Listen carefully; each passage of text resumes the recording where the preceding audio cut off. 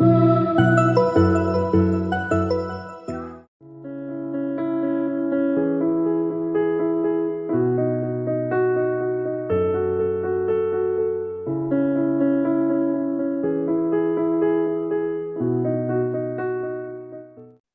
Meeting में शामिल किए हुए सभी को प्रभु यीशु मसीह के मधुर और मीठे नाम पर हमारा नमस्कार करना चाहता हूँ। और एक बार और परमेश्वर में जीवितों के बीच में रखा है। इस शायद संध्या समय को देखने के लिए परमेश्वर में अनुमति दिया, उसके लिए जीवित परमेश्वर को हम धन्यवाद करेंगे। आज इस बाइबल स्टडी में एक बार और परमेश्वर आप सभी को लेके आया, इसके लिए प्रभु को धन्यवाद और स्तुति करते हैं।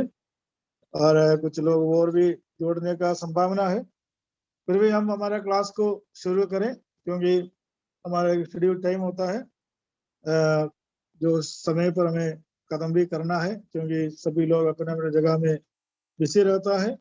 दूसरा काम ही है, हम लंबा नहीं करेंगे। और जैसा शुरू होते हैं और जिस प्रकार शुरू होते हैं, जिस प्रकार खत्म करते हैं, उसी प्रकार आज भी होगा। परमेश्वर सबको साझा करे, मदद करे।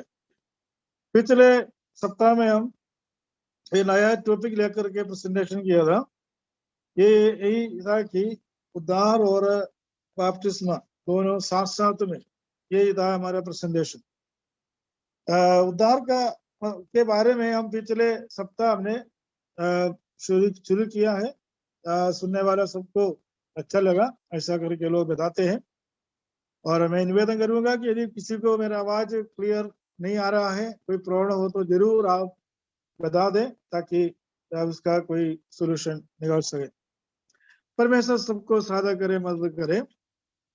पिछले सप्ताह हमने उद्धार के बारे में काफी बात देखा, और उद्धार के तुरंत बपतिस्मा लेना वही हमारा विषय था।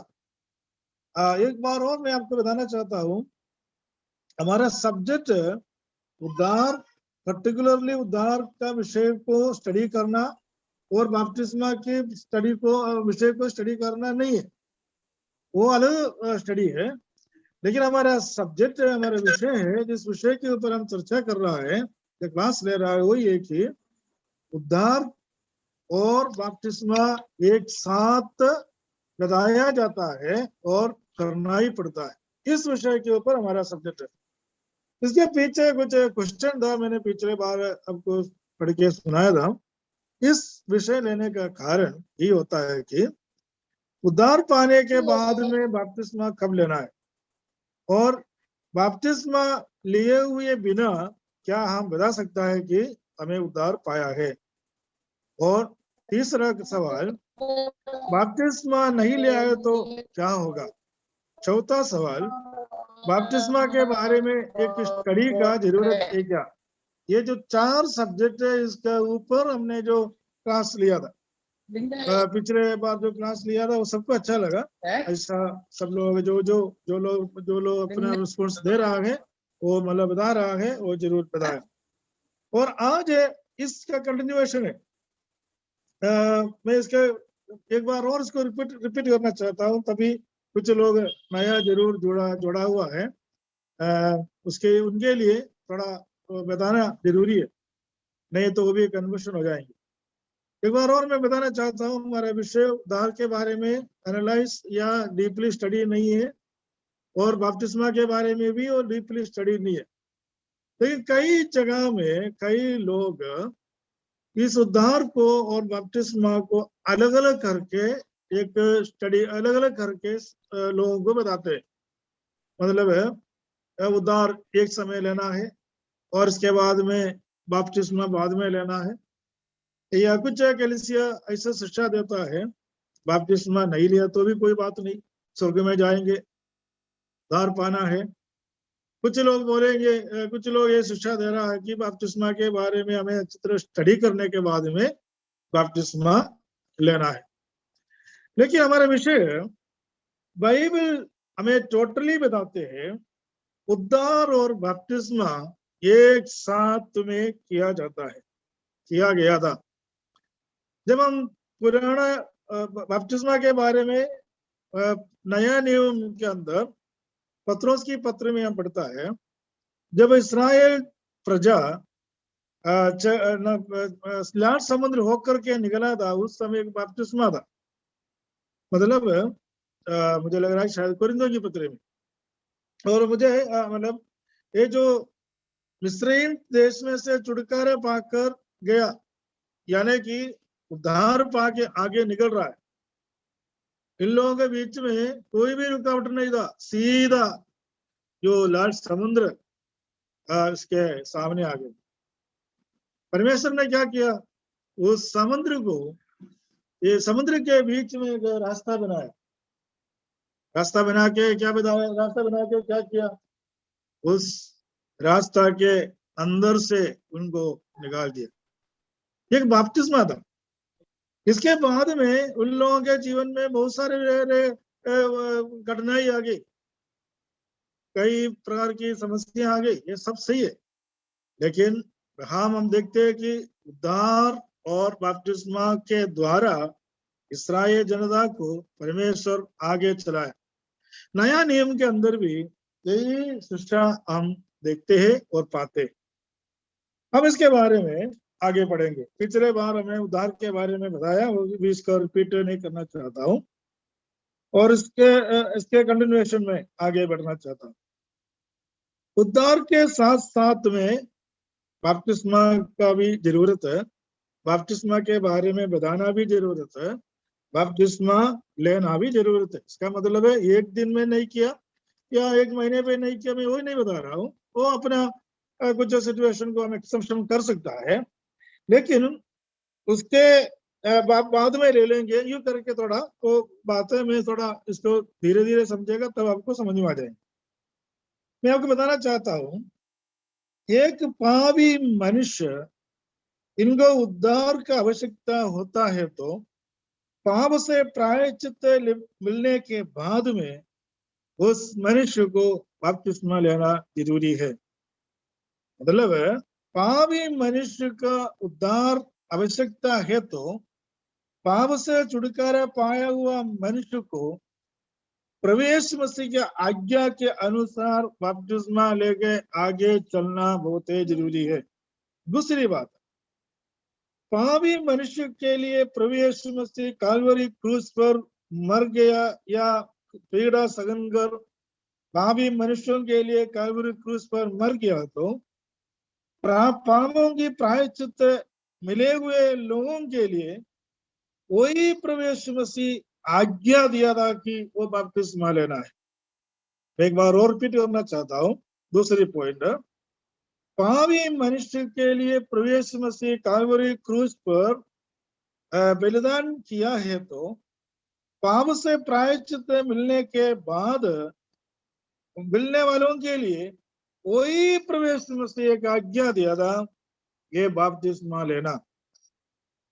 इसलिए उद्धार पाने के बाद बपतिस्मा लेना हर एक विश्वासियों के लिए जरूरत है। कई लोग ये शिक्षा देते हुए मैंने सुना है, बपतिस्मा नहीं लिए तो भी कोई बात नहीं। अनेक लोग यही विश्वास करता है, बपतिस्मा नहीं लिए तो भी कोई दिक्कत नहीं है, ऐसा बताते हैं। लेकिन उद्धार पाया हुआ हर एक व्यक्तियों के लिए ये नियुक्त है, ये बपतिस्मा लेना। बपतिस्मा एक धर्म परिवर्तन की बात नहीं है। तब ये नहीं सोचना कि बपतिस्मा मतलब एक धर्म परिवर्तन है, एक धर्म परिवर्तन नहीं है। बपतिस्मा परमेश्वर यीशु मसीह का आज्ञाओं का पालन करना है। दूसरी बात है, एक सवाल आपसे पूछना चाहता हूँ, क्या बपतिस्मा लेने के लिए क्या रुकावट है? कोई रुकावट है क्या? बपतिस्मा लेने के लिए कोई रुकावट है क्या? अनेक लोग समझते बपतिस्मा के लिए फलाना रुकावट है, फलाना रुकावट ऐसा बपतिस्मा के लिए बता रहे हैं। हम पढ़ेंगे प्रेरितों की पुस्तक 22 अध्याय उसके 15 और 16वीं आयत के अंदर। प्रेरितों की पुस्तक 22 अध्याय उसकी 15 और 16वीं आयत। क्योंकि तू उसकी ओर से सब मनुष्यों के सामने उन बातों का गवाह होगा जो तूने देखी और सुनी है। अब क्यों देर करता है? उठ बपतिस्मा ले और उसका नाम लेकर अपने पापों को धो डालना। क्यों देर करते हो? इधर ही देखो, क्यों देर करता है? बपतिस्मा लेने के लिए कोई भी देर नहीं लेना। दार पाने के बाद में तुरंत लेने वाला एक आज्ञा है, प्रवेश में से एक आज्ञा है। लेकिन अनेक लोग सोचता है बपतिस्मा लेने के लिए देर रखना पड़ेगा। क्यों देर रखते हैं?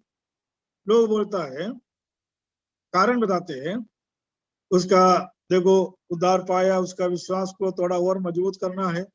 ये बात सही है, विश्वास को मजबूत करना है। दूसरी बोलता है उसको वचन की प्रभु वचन की शिक्षा देना है, वचन और सीखना है। वो भी बात सही है, वचन सीखना है। फिर लोग बोलते हैं थोड़ा और बड़ा बड़ा होने दो। फिर लोग बोलते हैं थोड़ा मैच्योरिटी आने दो। फिर लोग बोलते हैं अरे बपतिस्मा लेने के लिए अपना परिवार वालों का अनुमति चाहिए, बिना अनुमति हम बपतिस्मा नहीं ले सकता। फिर लोग बोलते हैं कलीसिया बपतिस्मा के बारे में, बपतिस्मा के लिए एक अरेंजमेंट करना पड़ेगा। फिर लोग बोलता है बपतिस्मा देने वाला एक अधिकारी चाहिए, मतलब है जिसके पास अधिकार है, वो व्यक्ति चाहिए, तब आकर के हम ले लेंगे। इसमें से कुछ बात सही है, वचन पढ़ना है, विश्वास में बढ़ना है, सब सही है। लेकिन ये सब होने के कारण ये डिले करते हैं बपतिस्मा लेने के लिए। ऐसा बाइबल में नहीं लिखा। ये विश्वास को बढ़ाना है, वचन और सीखना है, थोड़ा और बड़ा होने दो, थोड़ा मैच्योरिटी आने दो, और अपने परिवार वालों का अनुमति चाहिए, कलीसिया उसके लिए कोई अरेंजमेंट करना है, और प्रत्येक व्यक्ति को इसके लिए अधिकार पत्र दिया है कि वही आकर के बपतिस्मा देवे। ऐसा कोई भी व्यवस्था बाइबल में नहीं है। बाइबल के अंदर बाइबल का व्यवस्था यही है कि विश्वास करने वाला व्यक्ति बपतिस्मा लेना है। हम तो पढ़ेंगे मरकुस की सुसमाचार 16वें अध्याय की 15 और 16 आयत। मरकुस की सुसमाचार 16 अध्याय की 15 और 16वीं आयत। तुम सारे जगत में जाकर सारी सृष्टि के लोगों को सुसमाचार प्रचार करो। जो विश्वास करे और बपतिस्मा ले उसी का उद्धार होगा, परंतु जो विश्वास ना करेगा वह दोषी ठहराया जाएगा। इधर लिखा है कि जो विश्वास करे और बपतिस्मा ले उसी का उद्धार होगा, जो विश्वास ना करेगा वह दोषी ठहराया जाएंगे। उद्धार पाने के लिए केवल इतना ही चाहिए, एक तो विश्वास करना है। हम 8वें अध्याय, प्रेरितों की पुस्तक 8वें अध्याय और 16वें अध्याय के अंदर भी इस बातों को हमने पिछले क्लास में देखा था जरूर। वहां विश्वास करना है, विश्वास करने वाला व्यक्ति और विश्वास करना है और बपतिस्मा लेना है, उसका उद्धार होगा, लिखा हुआ है। मतलब है विश्वास करने वाला व्यक्ति दोनों विश्वास करेगा, उद्धार का ऊपर भी विश्वास करेगा और बपतिस्मा का ऊपर भी विश्वास करेंगे। क्यों? क्योंकि ये दोनों साथ में है। बहुत सारे एविडेंस बाइबल के अंदर है, दोनों साथ साथ में जाते हैं। यदि मान लो विश्वास नहीं किया वो दोषी ठहराए जाएंगे। विश्वास नहीं किया मतलब उद्धार भी नहीं पाएंगे, बपतिस्मा भी नहीं लेंगे, और परमेश्वर यीशु मसीह प्रभु के साथ में संगति भी नहीं रखेंगे, कलीसिया के साथ में कोई संगति नहीं रखेगा, उसका कोई मतलब नहीं। अनेक लोग बोलते हैं मैं उद्धार पाया, फिर लोगों को बोलेगा अरे विश्वास बपतिस्मा लेना है, अरे वो तो मैं नहीं करूंगा, उसके लिए कई रुकावट लेके आएगा। हमारा परिवार वाला मना करते हैं या हमारा समाज वाला मना करते हैं। उसका मतलब है ये मान के चलना पड़ेगा उनके अंदर पक्का विश्वास नहीं है। जब यीशु मसीह का वचन से बढ़कर दूसरा किसी भी बातों पर किसी व्यक्ति को डरने वाला व्यक्ति प्रभु यीशु मसीह का चेला कभी भी नहीं बन पाएगा।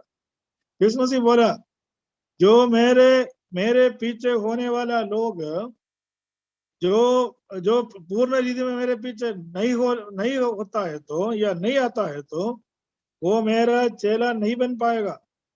इसका मतलब है हर एक विश्वासियों के लिए ये आज्ञा है कि जरूर उनको उद्धार पाना हो तो उद्धार पाए हुआ व्यक्ति बपतिस्मा लेना जरूरी है। तीसरा कारण, तीसरा बात बताना चाहता हूँ, पूछना चाहता हूँ, एक सवाल पूछना चाहता हूँ। जो व्यक्ति उद्धार नहीं पाता है क्या बपतिस्मा ले सकता है? उद्धार के बिना बपतिस्मा हो सकता है? अरे बहुत जगह में ऐसा ही हो रहा है। अनेक लोगों अनेक जगहों में कलीसिया में मेंबर बैठता है लेकिन इसका नाम जीवन की पुस्तकों में नहीं होगा। जिस किसी का नाम जीवन की पुस्तक में नहीं है उनको आग के कुंड में डाल दिया जाएगा। प्रकाशित वाक्य की पुस्तक में लिखा हुआ है, 20 अध्याय के अंदर हम जरूर पढ़ता है इसका। क्योंकि अनेक जगहों में कलीसिया का मेंबर बढ़ रहा है, अनेक लोग आते हैं लेकिन उसका नाम जीवन की पुस्तक में नहीं है। कारण क्या है? अनेक लोगों की बपतिस्मा कई बातों को लेके होता है, प्रवेश मसीह पर पूर्ण विश्वास के आधार पर नहीं। अनेक लोगों की बपतिस्मा ऐसा होता है। मैं बताना चाहता हूँ, एक तो है किसी कलीसिया का मेंबर बनने के लिए बपतिस्मा लेते हैं लोग। दूसरा, कलीसिया के कमेटी में या कुछ बात बताना है, कलीसिया के मेंबर के रूप में मानना पड़ेगा, इसलिए लोग बपतिस्मा लेता है। तीसरा, शादी करने के लिए बपतिस्मा लेता है। चौथा, दूसरे मनुष्य को दिखाने के लिए या सबके सामने में अच्छा है करके दिखाने के लिए लोग बपतिस्मा लेते हैं।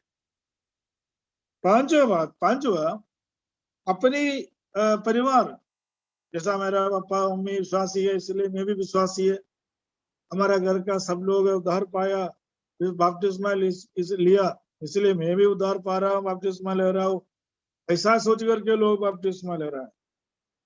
छठी बात है, कलीसिया का एक फॉर्मेलिटी है, जो भी मेंबर आएगा उनको बपतिस्मा दिलाना। ये सब बातों को सोच के लोग बपतिस्मा लेता है। लेकिन क्या है, ये जो व्यक्ति ऐसा सोच करके आने वाला व्यक्ति के बारे में अपन पूछता है क्या भाई तू उद्धार पाया है, तो ये लोगों को उद्धार के बारे में पता नहीं। अनेक लोगों का उद्धार चंगाई होती है, कि कई लोगों का उद्धार कोई स्वप्न देखा ये होती है, कई लोगों का उद्धार किसी इनका जीवन में कोई चमत्कार हुआ या कुछ अच्छा नौकरी हुआ या अच्छा बात हुआ, ऐसा समझते हुए लोग बपतिस्मा लेते हैं। लोग बोलते हैं मैं उद्धार पाया। एक बार मैं व्यक्ति से बातें किया था, उस समय मैंने से पूछा भाई आप तो उस कलीसिया में जाते हो, आप क्या उद्धार पाया है? उन्होंने बोला मैं जरूर उद्धार पाया।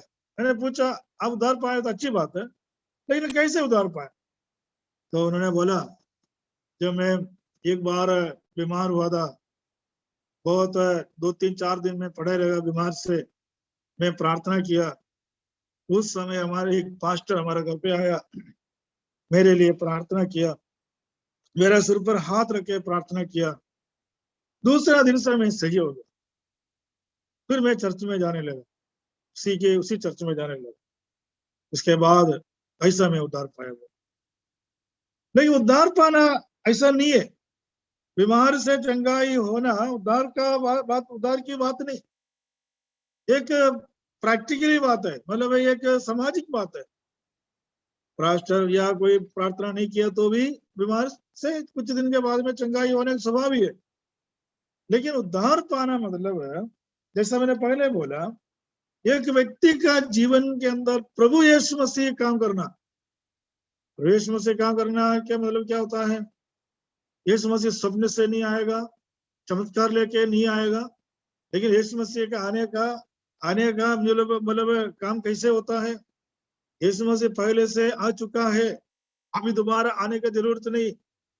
करीबन 2000 साल पहले प्रभु यीशु मसीह आ गया, सभी मनुष्य का पापों को क्षमा दे दिया, सभी मनुष्य का पापों के प्रायश्चित के लिए कालवरी क्रूस पर बलिदान किया, बलि चढ़ाया, सभी का पाप लिया, बोझ लिया, सभी को आजाद कर दिया। अभी हमें क्या करना पड़ेगा? इस बातों पर केवल विश्वास करना है और अंगीकार करना है। प्रभु यीशु मसीह मेरा पापों के लिए मरा था, मेरे लिए मरा था, मेरे लिए जी उठा, ये विश्वास करना है।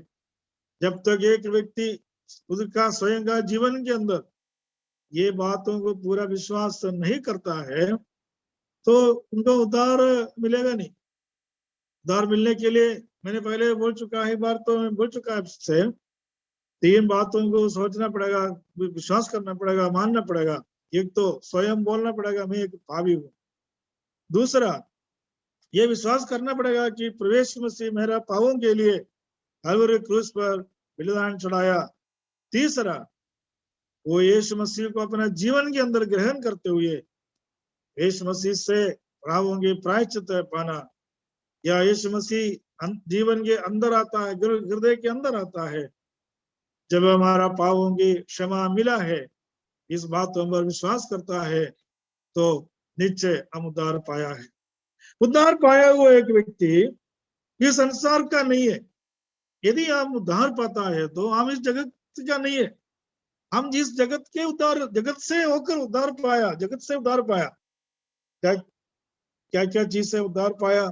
एक तो इस दुनिया से उद्धार पाया, एक तो श्रावित पृथ्वी से उद्धार पाया, एक तो पाप से उद्धार पाया, शैतान के हाथ से उद्धार पाया, और मृत्यु से उद्धार पाया, नरक से बच गया, उद्धार पाया, और संसार के सारे दर्द वेदना से उद्धार पाया।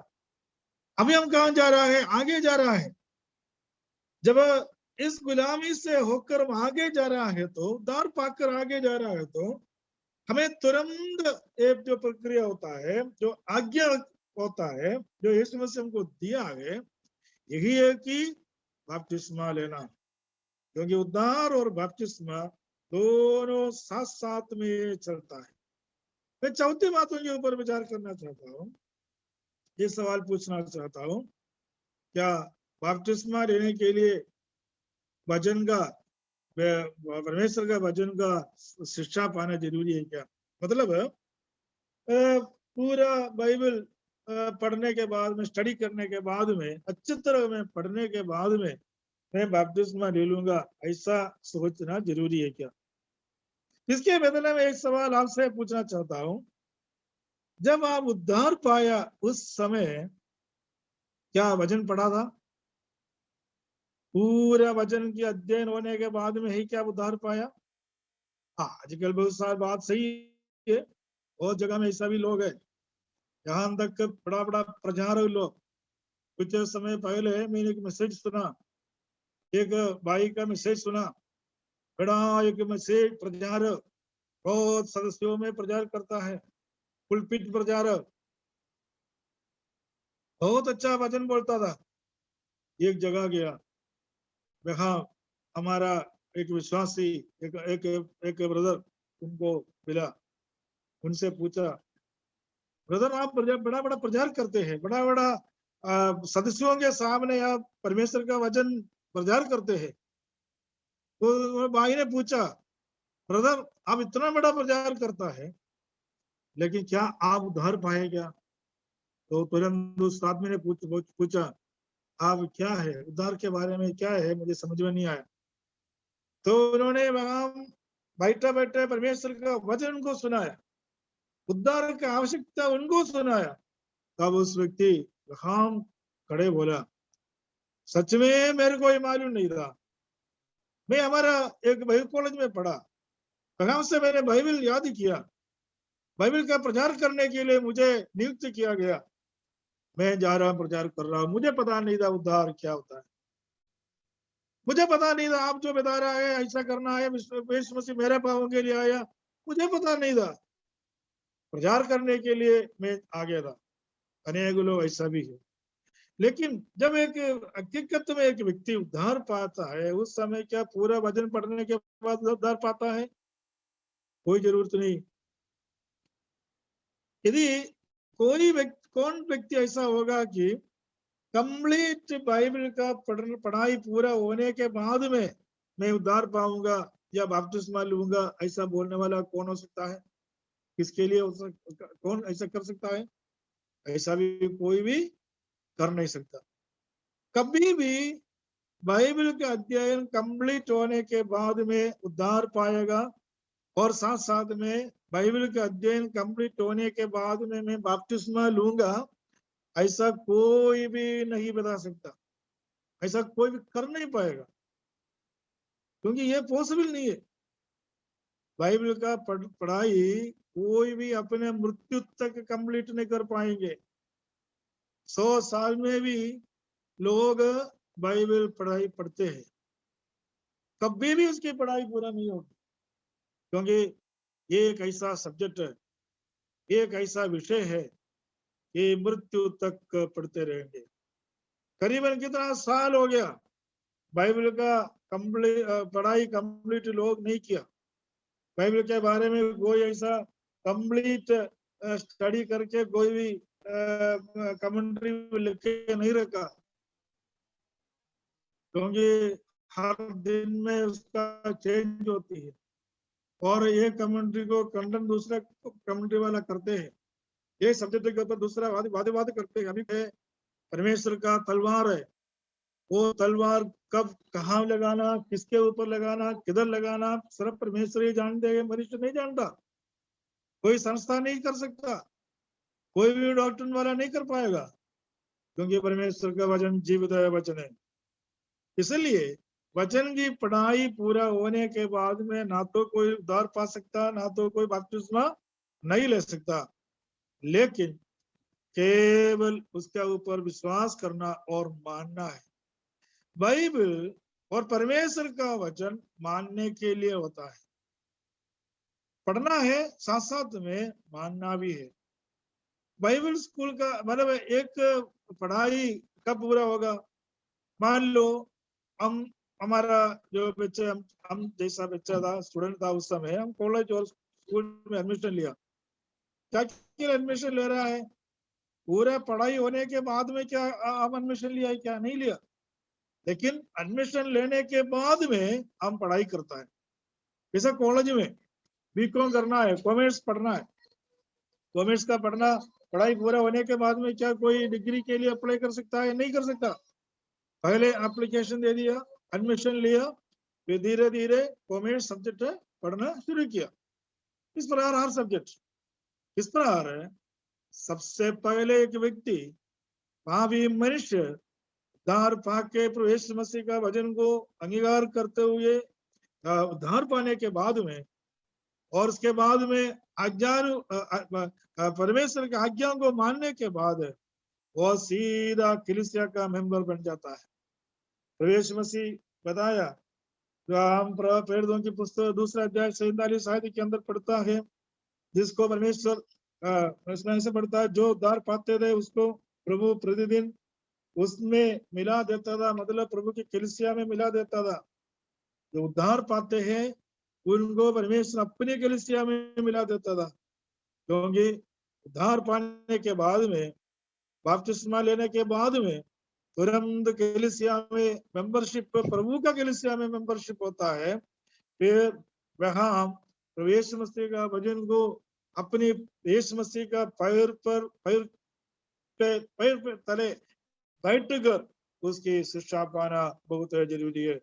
इसलिए प्रभु यीशु मसीह मत्ती के सुसमाचार 28 मत्ती के सुसमाचार 28 वर्स 18 और 19 में ये आज्ञा दिया था, मैं पढ़ के सुनाना चाहता हूँ। उसमें लिखा है, इसलिए तुम जाओ, सब जातियों के लोगों को चेला बनाओ। पहले बोला चेला बनाओ, इसके बाद बोला उन्हें पिता और पुत्र और पवित्र आत्मा के नाम से बपतिस्मा दो।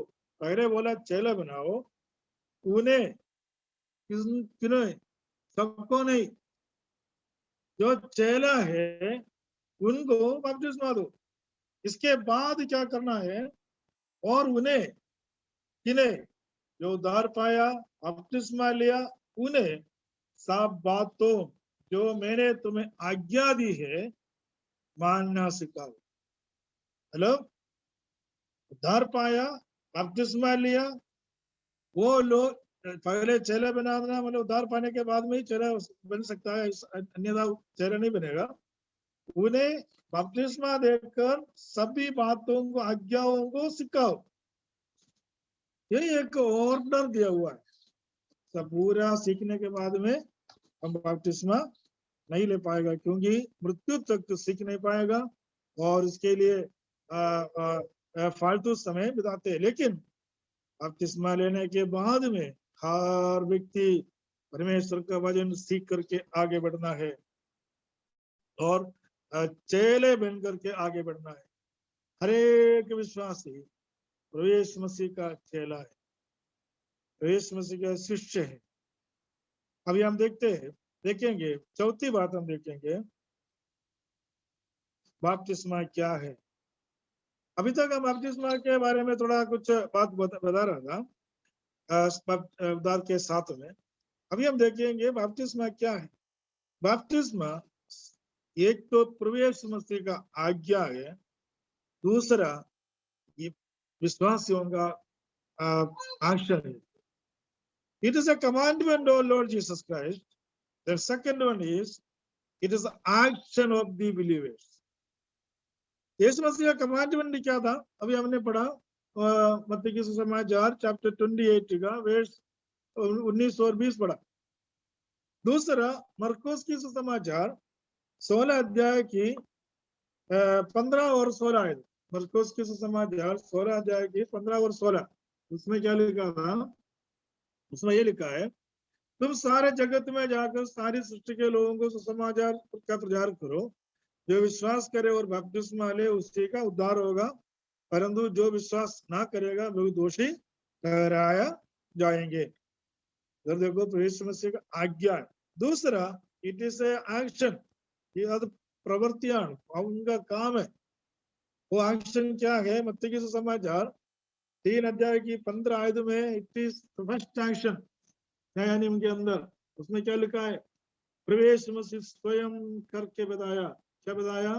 हम उधर पढ़ता है मत्ती 3:15 में पढ़ता है, यीशु ने उसको एक उत्तर दिया, अब तो ऐसा ही होने दो, क्योंकि हमें इसी रीति से सब धार्मिकता को पूरा करना उचित है। प्रभु यीशु मसीह इधर बताया सभी धार्मिकता को पूरा करना है।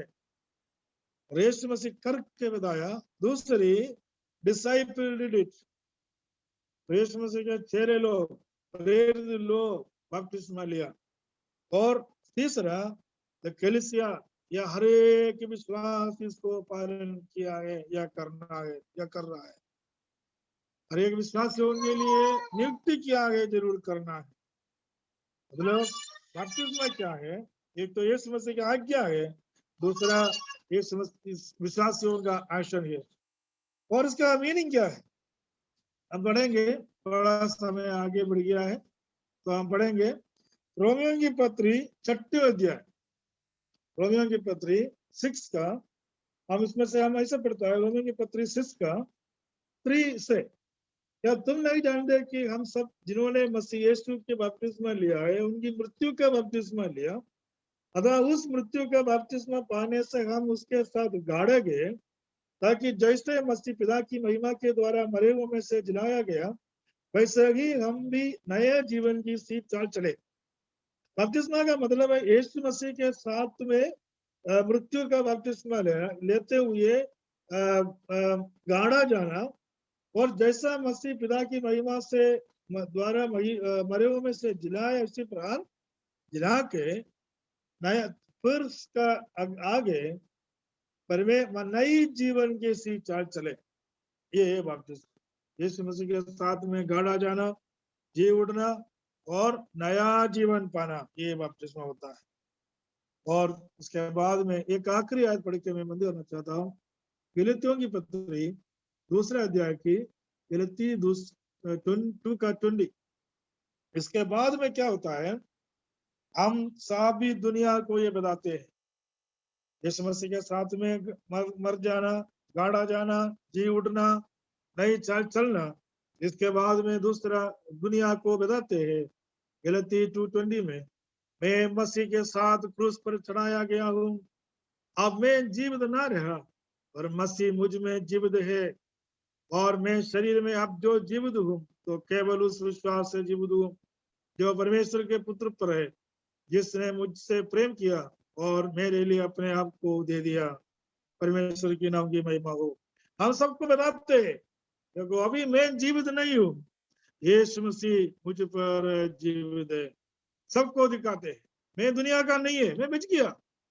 बपतिस्मा के द्वारा मैं आगे चल रहा हूँ, मैं कलीसिया का मेंबर हो गया है, मैं परमेश्वर की कलीसिया का सदस्य हो गया है, या मैं परमेश्वर का संतान हो गया है। और ये दिखाते हैं। फिर वचन के द्वारा परमेश्वर में साधा करे, थोड़ा सा आगे लिया, आप मुझे माफ करना क्योंकि आप और नहीं हो जाए। और आगे आप प्रभु की इच्छा है तो अगले सप्ताह में, और इसके बाद में तीसरा बात है जो लॉर्ड्स टेबल, उसके बारे में हम अगले सप्ताह स्टडी करेंगे। परमेश्वर सबको साधा करे, मदद करे। आइए हम प्रार्थना करते हुए इस मीटिंग को समाप्त करें।